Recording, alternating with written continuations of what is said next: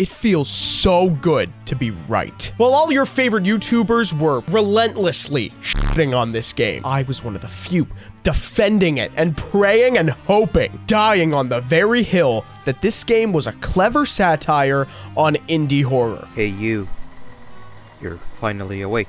What the fuck? And here we are. At the time of writing this script, Garten of BanBan 3 came out yesterday, and having just played it, I can confidently say, not only is it the best game in the series so far, not only was I right about the series being ironic, but all that aside, the game's actually good. Now, when I say good, I use that loosely. For instance, I even think the Roblox horror game Rainbow Friends is good, and many people think I should go directly to hell for that opinion. But this game has a lot of content, pretty decent puzzle design, and some really funny moments. And I'd be willing to bet this title, along with other releases over the next few months, will make Garten of BanBan one of the most memorable franchises of 2023. Garten of BanBan 3 starts with BanBan talking to us again in the same monotone and disinterested voice, and we're also introduced to a new kangaroo character and the sector map. This iteration of the BanBan series is played out in these 4 sectors alone, and we're sent to the aquatic sector to first meet Stinger Flynn.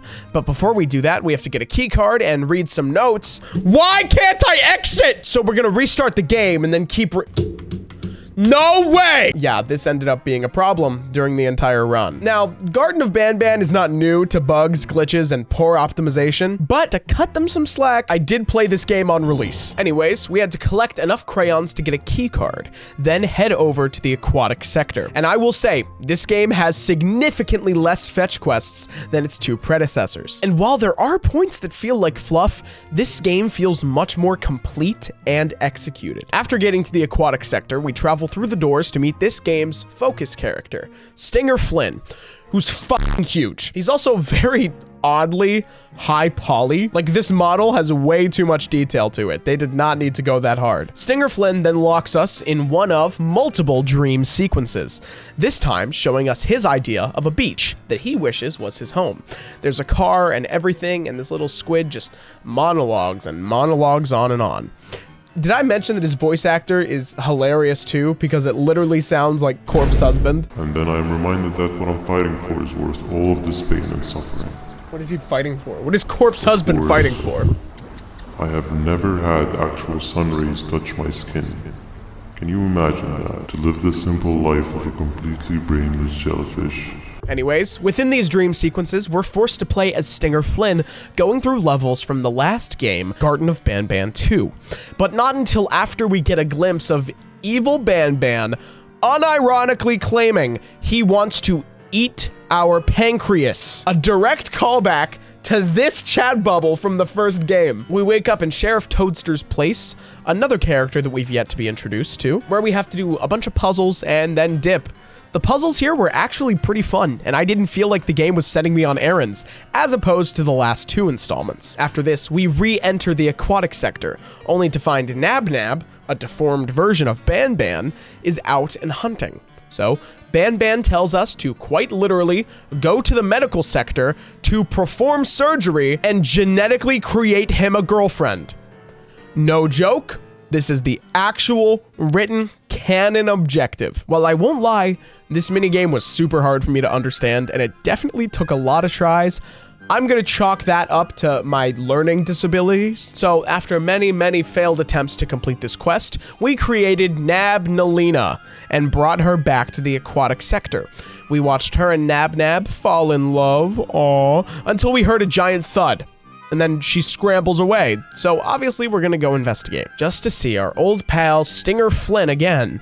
He monologues on and on at us again, before knocking us out and then putting us back into another dream sequence. This one being the funniest of them all. The car scene. This scene involves a ton of BanBan characters all in a car together, bickering over and over again. And honestly, it's the funniest thing that this game has ever produced. Hey you, you're finally awake. What the fuck? Can't blame you had one job and you messed that up somehow. Damn. I am struggling to locate the being who asked for your opinion. Can you stop vocalizing for just 1 second so I can focus on the road? What do you mean focus on the road? We've been going in circles for hours. If your pathetic mouth utters another infuriating sentence, I will stuff your whole body in one of those stupid party hats on your head. After the car crashes, we have to play through some more levels of Stinger Flynn until we wake up with an unconscious Nab Nab and Banbalina, all being guarded by Jumbo Josh, the big green dude. Basically, Stinger Flynn is having him keep guard on us, and we have to escape the room. But every time he comes to check, we have to leave the room exactly the same as it was. This is easily the most clever puzzle the series has ever introduced, as it's super unique and actually very fun and challenging too. The sequence is awesome, as we have to creatively place blocks to parkour around, to get more blocks to parkour around, and eventually obtain enough items to escape by using the blocks and parkouring using the blocks that we have to parkour around with. Yeah, there's even a funny gag where Banbalina just stands up and writes on the whiteboard for no reason. And although it did make me rage in the moment— It screwed us up! Oh my god. Oh my god. You shit stick. In retrospect, it's actually a super funny bit. And just another thing that really makes me believe my theory on this game being a self-aware satire of mascot horror is true. Garten of BanBan 3 doesn't take itself seriously at all, and we really see this shine through in the next sequence, the game's first boss fight. We go to a room where we have to do math equation puzzles for Opila Bird, then we have to go fight this thing? I don't know this creature's name or what animals it's composed of, but it has two heads. One that tongue slaps whatever platform we're standing on, and the other that shoots a ball of toxins. This boss fight actually has a decent score, but it's so silly as it's comprised of us hitting buttons to get rockets, then strap those rockets to the tongue so they explode in the monster's mouth. This section's supposed to be brief, but it took me a pretty long time. After this, we have to dress a mannequin up as BanBan so we can steal a baby Opila, jump on a blue Opila after it gets mad at us, and then run away until Stinger Flynn stops us once again, revealing evil BanBan once more. He sends him after us as evil BanBan literally says, "It's Pancreasin time. You can't make this shit up." This launches us into the final race/chase/puzzle scene, where we have to match the pace of Opila Bird, sometimes having to outrun it, sometimes having to let it outrun us. After we make it through, we get the ending cutscene, where BanBan comes to eat us, but then Jumbo Josh shows up and beats the living hell out of him, until Flynn steps in and a ton of the other monsters jump into the fight as well.